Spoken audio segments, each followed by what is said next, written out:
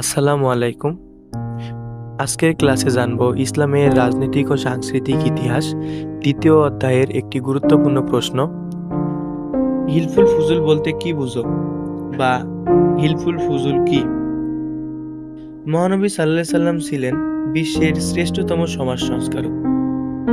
তিনি বাল্যকাল থেকে বিভিন্ন সাংগঠনিক প্রতিভার পরিচয় দেন।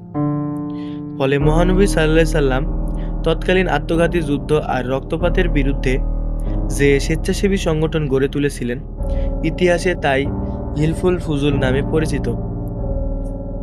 হযরত মুহাম্মদ সাল্লাল্লাহু আলাইহি সাল্লামের বয়স যখন 6 বছর, তখন মক্কায় অনুষ্ঠিত উকাজ মেলায় জুয়া খেলা, ঘোড়দৌড় ও কাব্য প্রতিযোগিতাকে কেন্দ্র করে 5 বছর কাল স্থায়ী ফিজার যুদ্ধের বিভীষিকাময় দৃশ্য তার কোমল মনকে দারুণভাবে নাড়া দেয়। তাছাড়া জুবায়দি বংশের এক লোক কিছু মালপত্র সহ মক্কায় আগমন করলে আস ইবনে ওয়াইল ক্রয় করে, কিন্তু ক্রয়কৃত দ্রব্যের মূল্য দিতে সে অস্বীকার করে। এসব ঘটনার পরিপ্রেক্ষিতে 595 খ্রিস্টাব্দে হিলফুল ফুজুল গঠিত হয়।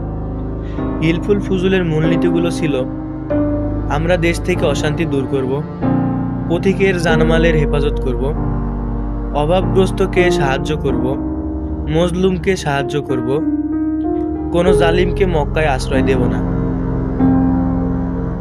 ঐতিহাসিকদের মতে এই সংগঠন প্রতিষ্ঠাতাদের অনেকের নামের সঙ্গে ফজল শব্দটি জড়িত, যেমন ফজল, ফাজেল, মুফাজ্জল ইত্যাদি।